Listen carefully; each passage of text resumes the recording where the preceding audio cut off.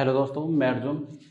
आज मैं आपको पढ़ाने जा रहा हूँ पाचन तंत्र यानी मानव का पाचन तंत्र, जो कि आज इस टॉपिक में हम बात चर्चा करने वाले हैं। जैसे कि पाचन तंत्र के चरण चरण कितने चरणों में कंप्लीट होती है, यानी कि चरण जैसे पहले मुख से भोजन खाया जाता है, उसमें चबाया जाता है, उसके बाद आहार नली में जाता है।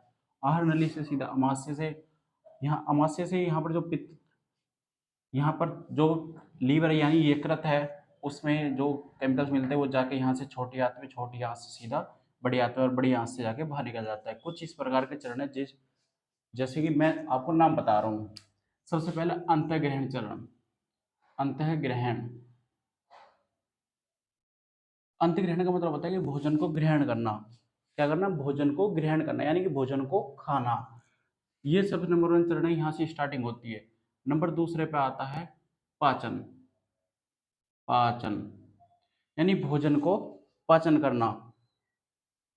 हम जैसे दांतों द्वारा भोजन का पाचन करना, मतलब छोटे छोटे खंडों में से तोड़ देना, छोटे छोटे टुकड़े कर देना उसके, इसे वो कहते हैं पाचन। तीसरे पे आते हैं अवशोषण। अवशोषण मतलब होता है भोजन को पाचन करने के बाद ग्रहण करना, यानी कि आहार नली में दांतों द्वारा चबा के अवशोषण कर लेना उसका। चौथे नंबर पे आता है हमारा स्वांगीकरण। स्वांगीकरण क्या होता है? स्वांगीकरण स्वांगीकरण में जो भोजन पचता है, यानी कि जो भोजन में कार्बोहाइड्रेट, प्रोटीन्स, विटामिन्स ये निकलती है, वो रुधिर में जाके मिलती है, ये सब होता है स्वांगीकरण में। और पांचवें नंबर पे होता है हमारा उत्सर्जन। उत्सर्जन मतलब जो बाकी जो वेस्ट पदार्थ बचता है, यानी कि अपशिष्ट पदार्थ बचता है, वो हमारे शरीर से बाहर हो जाता है, उसी को हम कहते हैं उत्सर्जन। ये 5 चरण हैं जो इसके काम पूरे करते हैं, जिसमें आपको पहला जैसे मैंने बताया, भोजन को ग्रहण करना। भोजन ग्रहण करना। पाचन मतलब भोजन को पचाना। भोजन को पचाना। भोजन को पचाना। 3 नंबर पे मैंने आपको बताया अवशोषण। भोजन को पाचन के बाद अवशोषण करना, यानी कि भोजन तत्व द्वारा जो पदार्थ होता है उन पदार्थ का अवशोषण करना। पदार्थों का अवशोषण करना। पदार्थों का अवशोषण करना। स्वांकरण। स्वांकरण का मतलब जो इसकी पाचन क्रिया के बाद, पाचन क्रिया के बाद ये इसके कार्बोहाइड्रेट,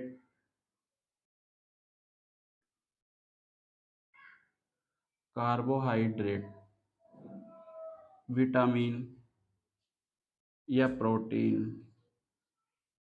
यानी कि प्रोटीन, ये सब रुधिर में मिल जाते हैं। ये सब रुधिर में जाकर मिल जाते हैं। इसी को हम स्वांकरण कहते हैं। यही हमारे अंदर जो स्वांकरण होता है, उत्सर्जन, यानी कि अपशिष्ट पदार्थ। अपशिष्ट मतलब जो वेस्ट बचता है, अपशिष्ट पदार्थ का बाहर निकल जाना। बाहर निकल जाना ही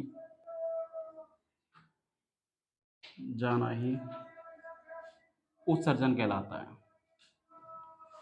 ये हमारे इन चरणों में कंप्लीट होगी, जिसके बारे में हम एक एक करके टॉपिक पढ़ेंगे। यानी कि पाचन क्रिया हम शुरुआत करते हैं मुख से। देखो बच्चों, सबसे पहले हमारी मुख की बात आती है, यानी कि मुख।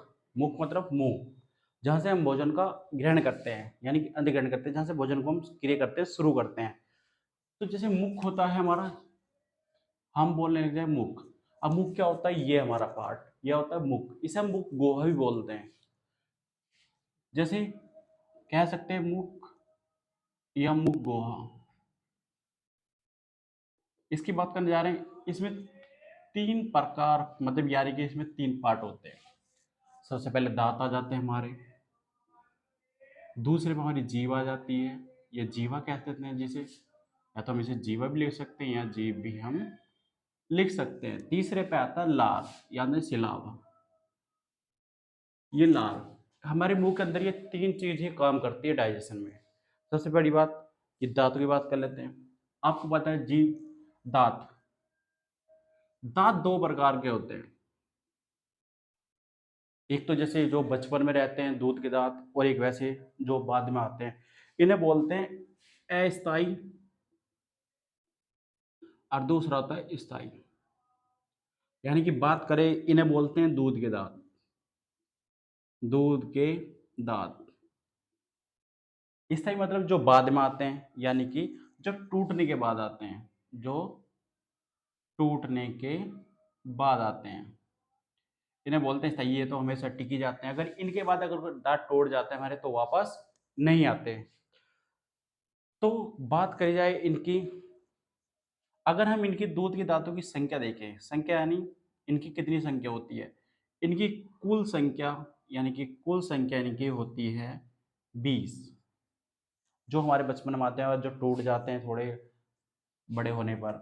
उसके बाद जो इनकी संख्या होती है, जो मतलब दूध के ही नहीं होते, खाली स्थायी दांत होते हैं, उन्हें बोलते हैं, टूटने के बाद जो आते हैं ये 12 दांत होते हैं। कितने होते हैं? ये टूटने के बाद 20 के 20 वापस आते हैं, मगर ये जो अपना आप पे आते हैं ये पहले नहीं होते। तो दोनों को मिलाकर हमारे मुख में कुल 32 दांत होते हैं। कुल दांतों की संख्या 32 होती है। कितनी होती है? 32 होती है। ये अब ये हमारे इसमें दांत अनेक प्रकार के होते हैं जो भोजन को चबाने में सहायक करते हैं। अब ये भोजन को मतलब मुंह में रखने के बाद इसे छोटे छोटे छोटे टुकड़ों में विखंडन, यानी कि खंडन, इसका छोटे छोटे टुकड़ों में खंडन कर देते हैं, जिससे कि ये आसानी से भोजन आगे बढ़ सके। जैसे कि अभी हमने दांत की बात करी, अब करते हैं जीभ की बात। जीभ क्या होती है? देखो, ये कुछ इस प्रकार की हमारी जीभ होती है, यानी कि जीभ, जैसे कि बात करते हैं कि जो जीभ की साइड से हमें कुछ स्वादों का पता चलता है। स्वाद मतलब जैसे हमें कड़वे का पता चलता है इस साइड से, खट्टे का पता चलता है यहाँ से, नमकीन का इस साइड से, मीठे का आगे वाली जीभ के भाग से। इसमें बहुत सारे ऐसे ऐसे छोटी चीज़ होते हैं जिससे कि हमें कई चीज़ों को बारे में पता चलता है। ये तो हमने थोड़ी सी नॉर्मल, जिसकी संख्या होती है 20 से लेकर 25,000 तक की, 20 से लेकर 25,000 तक की जो छोटे छोटे हमें भागों का पता लगाते हैं। भोजन यानी कि जीव, जीव का कार्य क्या होता है? जीव का कार्य होता है कि भोजन में लार का मिलाना, लार का मिलाना, ये भोजन का मतलब जीव का पहला कार्य होता है। दूसरी बात, दूसरा होता है स्वाद, जो जीभ पता लगाती है। दूसरा, जीभ से पता चलता है कि किस चीज़ का स्वाद है, कौन सी चीज़ हमें खानी चाहिए और किस में कैसा स्वाद है, कैसा नहीं है। तीसरे पे बात करते हैं कि इसमें स्वाद कलिका होती है। स्वाद कलिका यानी कि बात करते हैं जो पुनः जनन का काल करती है, यानी कि हमारी जो बाद में जो और भोजन है उनका पता लगा सकती है। तो इसमें स्वाद कलिका भी होती है।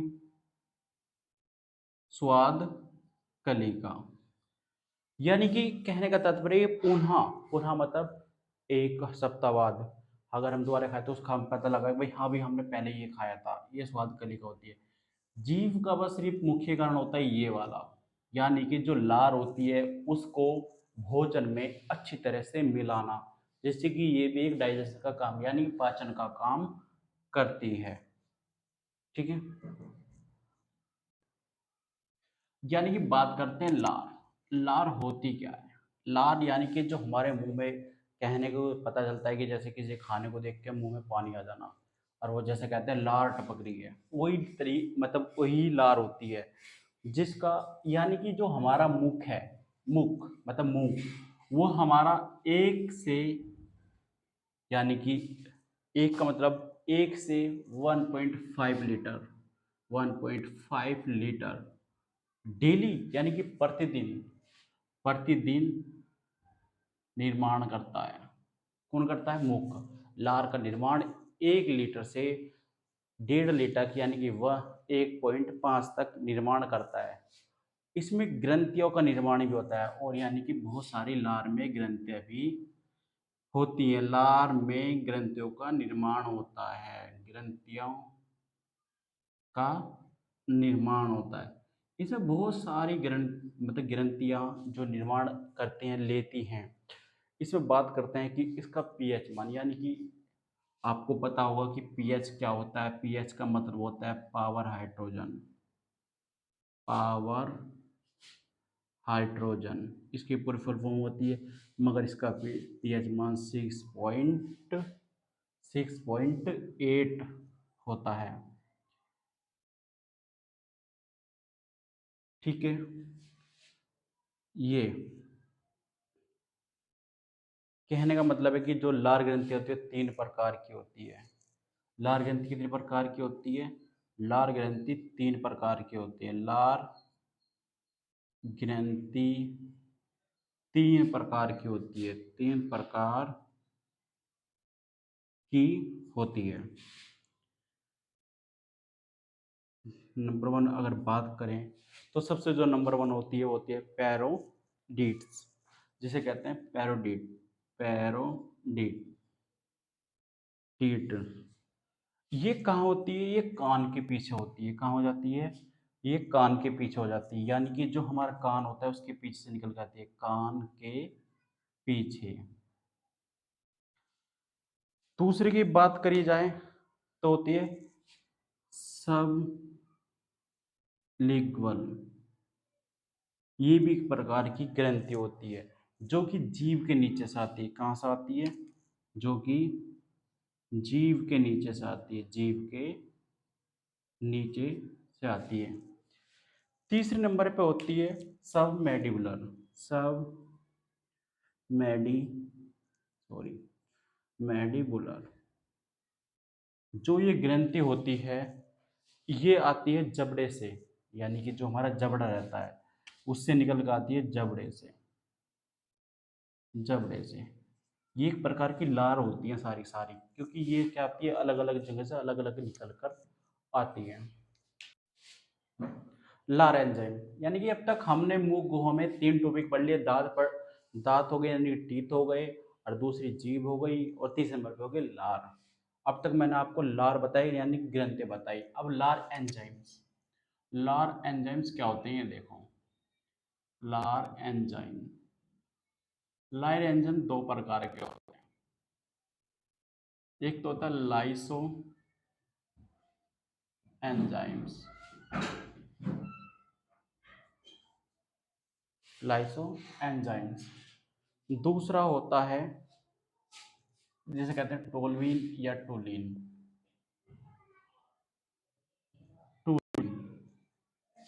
जो एंजाइम्स होता है टोलिन, यानी कि बात करते हैं पहले वाले की लाइसो एंजाइम्स। लाइसो एंजाइम्स क्या होता है?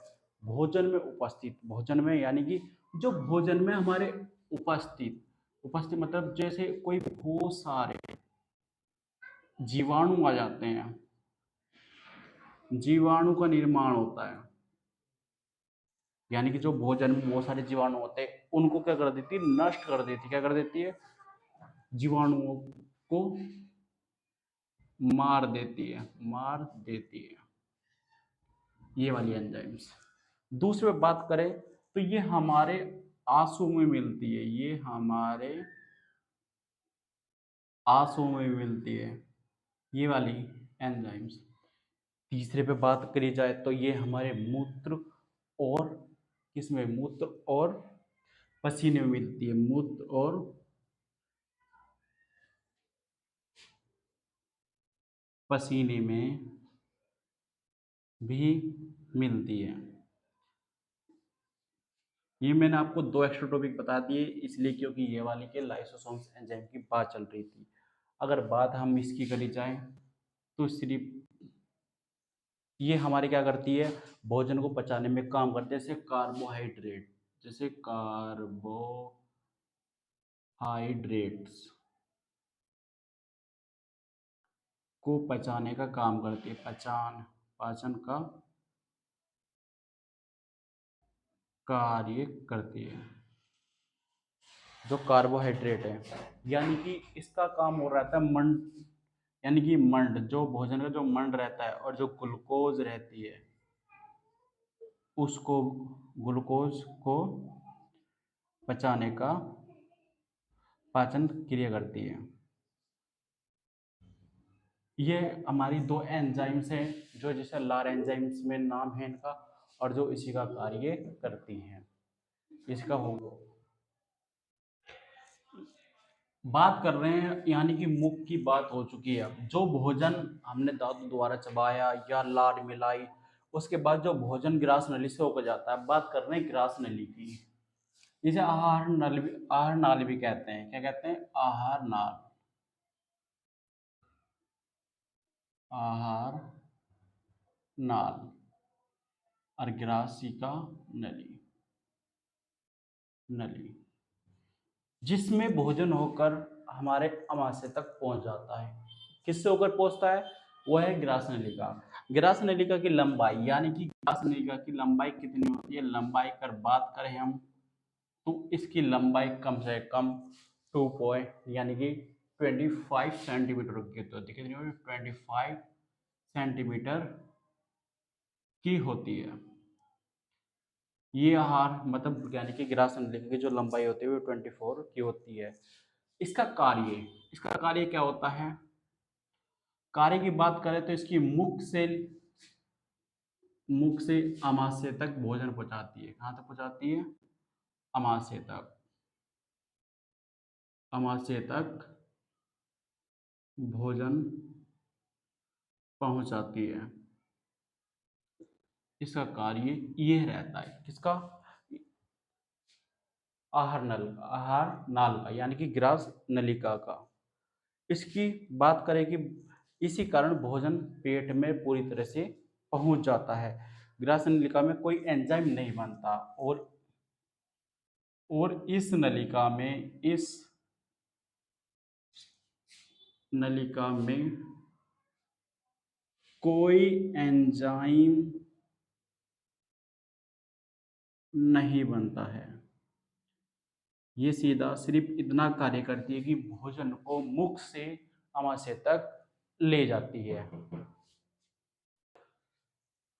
बात करते हैं, हमने जो बात करी आहार नाल के बाद एक बात छोटी सी और कर लेते हैं कि लार मिश्रित होने पर भोजन को क्या कहते हैं।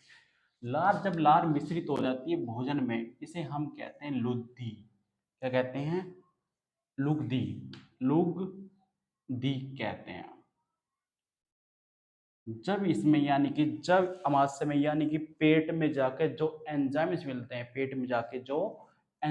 मिलते हैं, उसके बाद इसे हम क्या कहते हैं? एंजाइम्स मिलने के बाद या एंजाइम्स बनने के बाद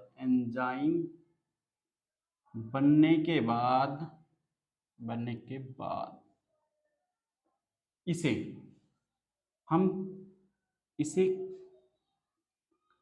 काइम के नाम से जानते हैं। किसके नाम से जानते हैं? काइम के नाम से जानते हैं। काइम बनकर ही भोजन बाहर निकल जाता है। किससे? उत्सर्जन से। अब बात करते हैं कि आमाशय में भोजन पहुंच जाता है। आमाशय में क्या? तो अब हम जो भोजन आहार नाल से होकर आमाशय में आ जाता है, आमाशय की बात करेंगे यानी कि अब जो टॉपिक चलेगा वो आमाशय चलेगा। आमाशय क्या होता है? सबसे पहले आमाशय की आकृति यानी कि आकृति जे के आकार की होती है। जे के आकार की, जैसे ABCD का अक्षर जी होता है, उसके आकार की होती है आमाशय की आकृति। इसमें एंजाइम्स मिलते हैं। क्या मिलते हैं? एंजाइम्स।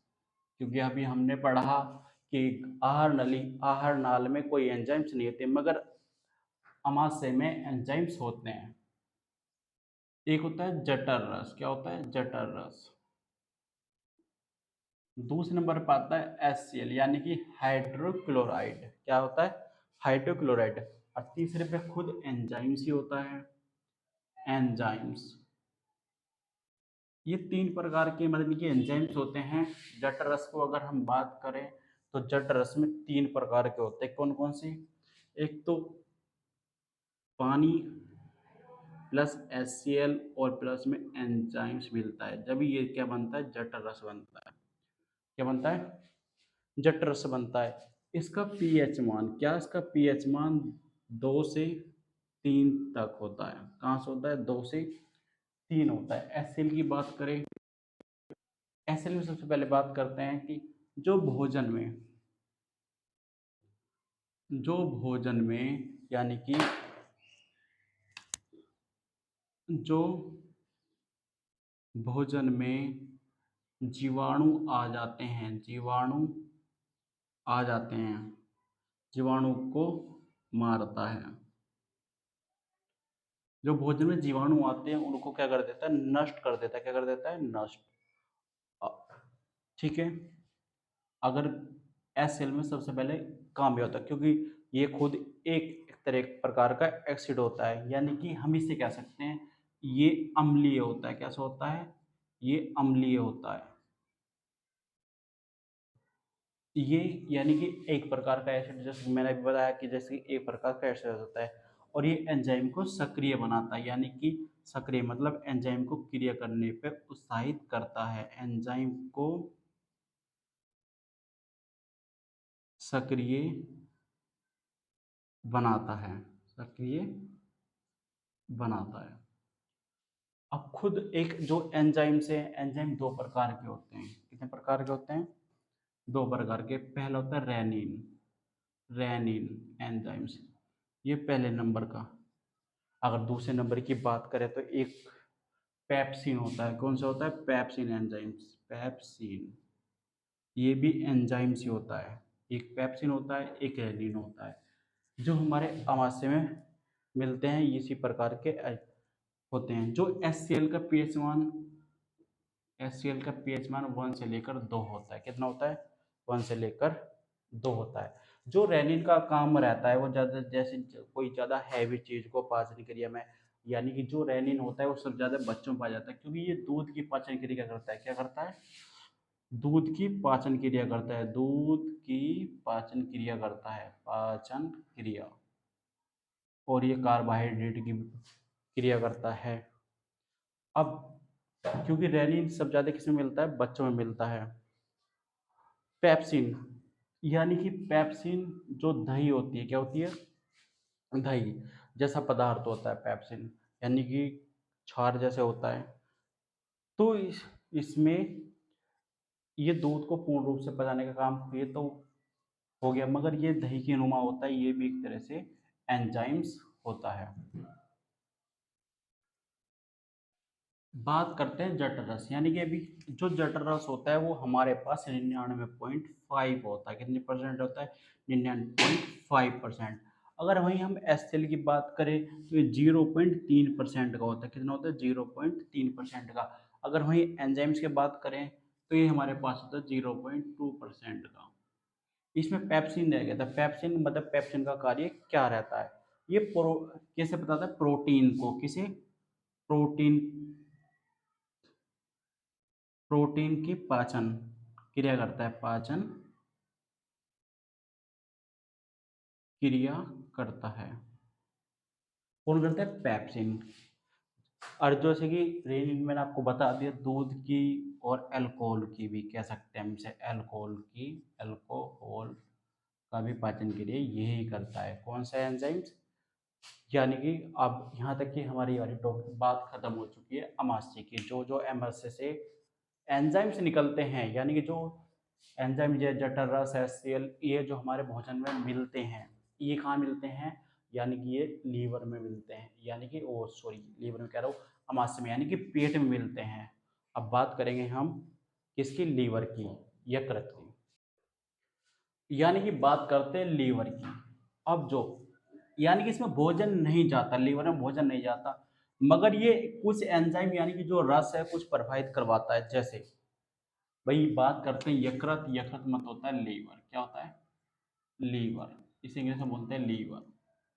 लीवर एक ऐसा भाग है जो हमारे पुनः दोबारा निर्माण हो जाता है, मतलब कि नष्ट भी हो जाता है, दोबारा निर्माण भी हो जाता है।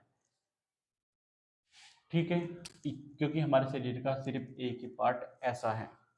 बात करते हैं कि ये पित्त रस उत्पन्न करता है। कौन सा रस उत्पन्न करता है, पित्त रस, पित्त रस उत्पन्न करता है। देखो, पित्त रस उत्पन्न करते हैं, इसके बाद पित्त रस का क्या होता है, भंडारण होता है। ये क्या करता है, इस नलिका से इसे प्रदान करवाता है। पित्त नलिका, इसे बोलते हैं, क्या बोलते हैं, पित्त नलिका। तो इसे हम पाचक रस भी इसे ही कहते हैं, क्या कहते हैं, पाचक रस, पाचक रस। यानी कि पित्त रस जो होता है वो हमारा पाचक डाइजेशन जूस भी होता है। अब बात करते हैं इसकी रंग की। रंग इसमें कहने का मतलब है, जो मैंने अभी बताया, जो लुगदी होती है, लुगदी यानी कि जो लार मिलने के बाद लुगदी हो जाती है, क्या हो जाती है, अमाशय के बाद क्या हो जाती है, वो कायम हो जाता है। जो यानी कि कहाँ उसे पीला करने के लिए एक एंजाइम्स का निर्माण होता है, यानी कि इसे कहते हैं बिलरुबिन। क्या कहते हैं, बिलीरुबिन।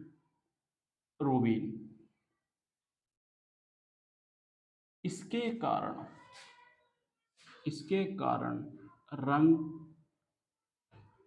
पीला हो जाता है, पीला हो जाता है। यानी कि एक और चीज है जिसे कहते हैं बिलीवार्डिन, बिलीवार्डिन। यानी कि बिलीवार्डिन का मतलब होता है कि जो इसका रंग है, यानी कि रंग है वो हरा हो जाता है। कैसा हो जाता है, हरा हो जाता है, हरा हो जाता है। तो जो यकृत यानी कि लीवर है, ऐसे ऐसे एंजाइम्स प्रोवाइड करवाता है जिससे कि इनके कलर बदल जाते हैं। इसका पीएच मान, इसका इसका पीएच मान, इसका पीएच मान, यानी कि इसका अगर पीएच मान पूछें, वैसे तो हार्ड 8 होता है, यानी कि 7 से 8 कह सकते हैं हम इसे, या इसका पीएच मान ये भी हो जाता है, कहते हैं, होता है ये बात। तो अब जो इसमें कहा है कि एक दिन में 600 ml ये प्रभावित कर देता है रसों को। कितना प्रभावित करता है, एक दिन में 600 ml, 600 ml प्रभावित कर देता है। इसका कार्य, बात करते हैं कार्य की, यानी कि कार्य इसका रस को प्रभावित करना ही होता है।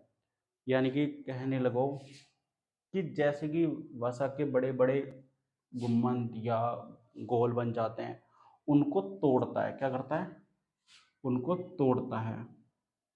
जैसे कार्बोहाइड्रेट हाइड्रेट्स के कार्बोहाइड्रेट के जो गोले हो जाते हैं, मतलब बूंदी हो जाती हैं, बूंदों को तोड़ देता है, क्या कर देता है, तोड़ देता है। क्योंकि इसमें पाचक रस इसका बहुत ज़्यादा होता है। इसकी प्राकृति, यानी कि हम बात करते हैं प्राकृति की। प्राकृति कैसे होती है, कि क्षारीय होती है, कैसे होती है, क्षारीय होती है, कैसे होती है, अग्नाशय। बात करते हैं अग्नाशय की। अग्नाशय ये वाला पार्ट होता है, यानी कि इसमें जो इसके बाद जो भोजन आता है, जो ये रस स्रावित करता है, यानी कि ये भी हर एक प्रकार के रस स्रावित करता है। इसे कहते हैं मिश्रित ग्रंथि। क्या कहते हैं, मिश्रित ग्रंथि। अब जो हमारा जो काइम है वो इससे होकर, मतलब कि इस नाल से होकर छोटे आंत में प्रवेश करता है, तो जब ये एंजाइम इसमें हो जाती है। मिश्रित ग्रंथि किसे कहते हैं, यानी कि इसमें अग्नाशय रस होता है, अग्नाशय रस, रस। दूसरे नंबर पे जो हमारा आता है वो होता है एंजाइम्स। क्या होते हैं, एंजाइम्स। अगर बात हम एंजाइम्स की करें तो हमारे पास 3 प्रकार के एंजाइम्स होते हैं। मतलब इस, यानी कि अग्नाशय के पास 3 प्रकार के एंजाइम्स होते हैं। एक होता है ट्राइपसिन। क्या होता है, ट्राइपसिन, ट्राइपसिन। दूसरे नंबर पर आ जाता है एमेलाइन, वो एमेलाइस, एमेलाइस। और तीसरे नंबर पे आता है हमारा लाइपेस, लाइपेस, लाइपेसिस। 3 प्रकार के एंजाइम्स होते हैं जिसमें इसका काम रहता है प्रोटीन को बचाना। क्या रहता है, प्रोटीन को पचाना। इसका काम रहता है कार्बोहाइड्रेट को पचाना, कार्बो कार्बोहाइड्रेट्स को पचाना, पचाना, पचाना, पाचन, पाचन। और से रहता है प्रोटीन, कार्बोहाइड्रेट। और अगर इसकी लाइपेस की बात करें, इसमें हो जाता है फैट को पचाना, वसा को, यानी कि वसा को पचाना, वसा का पाचन, वसा का पाचन, वसा का पाचन। इसमें एंजाइम से ये प्रकार होते हैं। जो अग्नाशय रस होता है, क्या होता है अग्नाशय रस, अग्नाशय, अग्नाशय में जल होता है, यानी कि H2O होता है, जल। और क्या होता है प्लस में एंजाइम्स होते हैं, क्या होते हैं एंजाइम्स, यानी कि जो एंजाइम्स के बाद आता है, यानी अब जो इसका पीएच मान होता है, पीएच मान कितना हो जाता है इसका 7.5 से लेकर 8 तक इसका पीएच मान होता है। इसे हम क्षार कहते हैं, क्या कहते हैं, क्योंकि ये 7 से ज़्यादा होता है। क्षार किस में कहलाता है, क्षार में कहलाता है। बात करते हैं हम जो भोजन का, इसके बाद अमाशय के बाद, जो इससे इन दोनों से रस मिलने के बाद, जो इनके एंजाइम्स होते हैं उनके मिलने के बाद जो भोजन आ जाता है, छोटी आंत में आ जाता है। किस में आ जाता है, इसे बोलते हैं छोटी आंत। ये होती तो बहुत बड़ी है, यानी कि इसकी लंबाई ज़्यादा होती है मगर ये चौड़ी कम होती है, इसलिए हम क्या बोलते हैं इसे छोटी आंत। तो बात कर रहे हैं हम छोटी आंत, किसी बात कर रहे हैं बच्चों, छोटी आंत। जब छोटी आंत के हमने लंबाई देखी, यानी कि लंबाई, छोटी आंत की जो लंबाई होती है वो 6.5 मीटर होती है, या हम इसे कह सकते हैं 22 फीट होती है। कितनी होती है, 22 फीट। अब बात करते हैं, यानी कि मगर ये चौड़ी कम होती है, क्या होती है,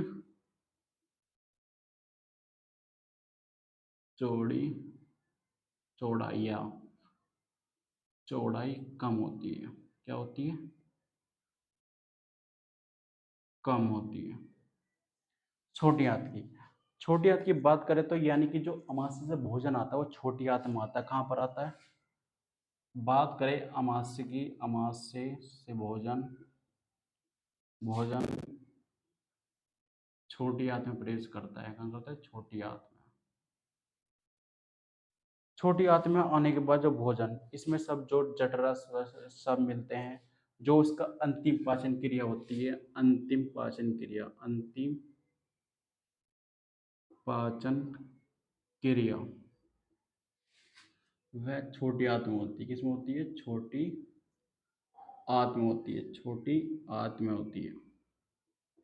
किसकी क्रिया होती है, जो हमारा जो मतलब अब जो कायम बन गया है, यानी कि जो हमने भोजन था वो हमारा अब क्या कहलाएगा, कायम कहलाएगा। जो कायम की जो पाचन क्रिया होती है वो अंतिम किस्म होती है, छोटी आंत में होती है। किसमें होती है, छोटी आंत। अब इसके बाद इसका स्वांगीकरण होता है। मैंने आपको बताया था, एक टॉपिक था स्वांगीकरण, शुरू में बताया था स्वांगीकरण। स्वांगीकरण का क्या आता है, जो हमारे जो कायम रहता है, जो कायम से क्या होते हैं, कायम से हम ले लेते हैं कार्बोहाइड्रेट, कार्बोहाइड्रेट, कार्बोहाइड्रेट्स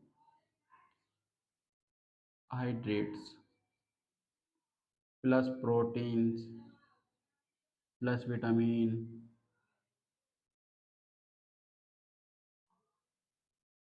ये इत्यादि,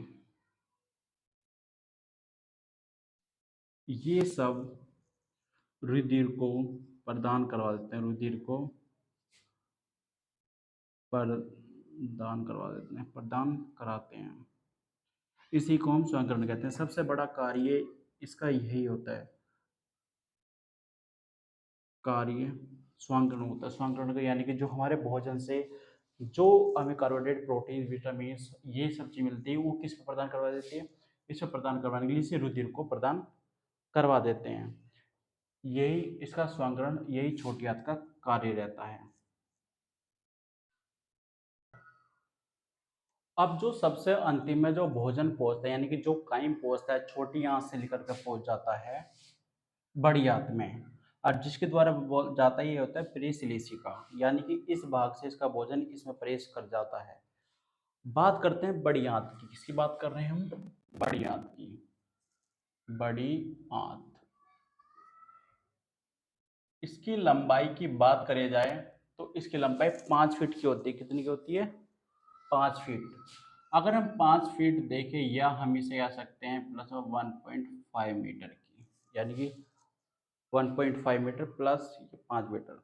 अब इसमें क्या होता है बड़ी आंत में, जो बड़ी आंत में होता है यानी कि जो मल होता है, यानी कि मल कह सकते हैं, मल होता है, वाटर होता है, और तीसरे में क्या होता है, यानी कि हम कह सकते हैं विटामिन होती है। क्या होती है? विटामिन होती है। ठीक है। मल तो वही होगा, इसकी चौड़ाई अधिक हो जाती है, यानी कि बात करें कि इसकी लंबाई भी कम होती है, यानी कि चौड़ाई अधिक होती है। कितनी होती है? अधिक। जिसमें लंबाई 5 फीट 1.5 मीटर और चौड़ाई अधिक होती है, यानी कि पहले वाली जो हमारी जो आंत रहती है, जैसे कि हमें आपको दिखाई दे रहा होगा कि छोटी आंत है उनकी चौड़ाई कम है, या फिर बड़ी आंतों की चौड़ाई क्या हो रही है? अधिक हो रही है। इसमें कुछ भाग होते हैं, यानी कि बड़ी आंत के भाग होते हैं। बड़ी आंत के कौन कौन से भाग होते हैं? पहला होता है कोलेन या कोलोन। क्या बोलते हैं? कोलोन। इसका काम क्या रहता है? कोलोन का काम क्या रहता है? अगर हम बात करें कोलोन की बात करें तो उसका क्या रहता है? जल का अवशोषण। सबसे बड़ा काम, सबसे बड़ा भाग, वो सॉरी, सबसे बड़ा काम करो, सबसे बड़ा भाग, सबसे बड़ा भाग क्या रहता है? सबसे बड़ा भाग, यानी कि जल का अवशोषण क्या करने के लिए तैयार रहता है? ये जल का अवशोषण, जल का अवशोषण। जल का अवशोषण करता है, कौन करता है? बड़ी आंत में कोलोन। क्या कौन करता है? कोलोन। दूसरी बात करें सकीम, क्या बोलते हैं इसे? सकीम। ये भी इसी में उपस्थित रहता है। तीसरी बात करें मलाशय, क्या कहते थे? मलाशय। मलाशय का कार्य क्या रहता है ये देखिए। वैसे इसका कोई इतना ज़्यादा महत्व नहीं है, इसलिए ये नहीं बता रहा हूँ। इसका जो रहता है ये सबसे छोटा भाग रहता है। मलाशय क्या रहता है? सबसे छोटा भाग रहता है, यानी कि बात करें कि छोटा भाग जो मलाशय रहता है सबसे। इनके 3 पार्ट होते हैं। इसी को कोलोन में ई कोल पाया जाता है। क्या पाया जाता है? इसमें क्या पाया जाता है? ई कोल। क्या पाया जाता है? ई कोल पाया जाता है। क्या जाता है? सॉरी, पाया जाता है। किसमें पाया जाता है ई कोल? सॉरी, एक मिनट। कोलोन, हाँ, कोलोन में पाया जाता है ई कोल। को क्या पाया जाता है? ई कोयल। ई कोल नहीं, सॉरी, ई कोयल होता है। क्या पाया जाता है? ई कोयल। बात करी थी ई कोयल की, क्योंकि इसमें ई कोयल पाया जाता है। दूसरी बात करते हैं इसमें बैक्टीरिया। क्या मिलता है? बैक्टीरिया, यानी कि जीवाणु। बैक्टीरिया, जो बैक्टीरिया की बात करें इसमें, यानी कि अब इसमें विटामिन 12 मिलती है। क्या मिलती है? विटामिन 12। क्योंकि अगर हम इसमें जो भोजन जाता है बड़ी आंतों में, क्या जाता है कि इसमें से होकर इसमें बाहर हो जाता है, और इसमें क्या होता है कि जल का अवशोषण हो जाता है। यानी कि हम कह सकते हैं जो आंतों का निर्माण, मतलब आंतों का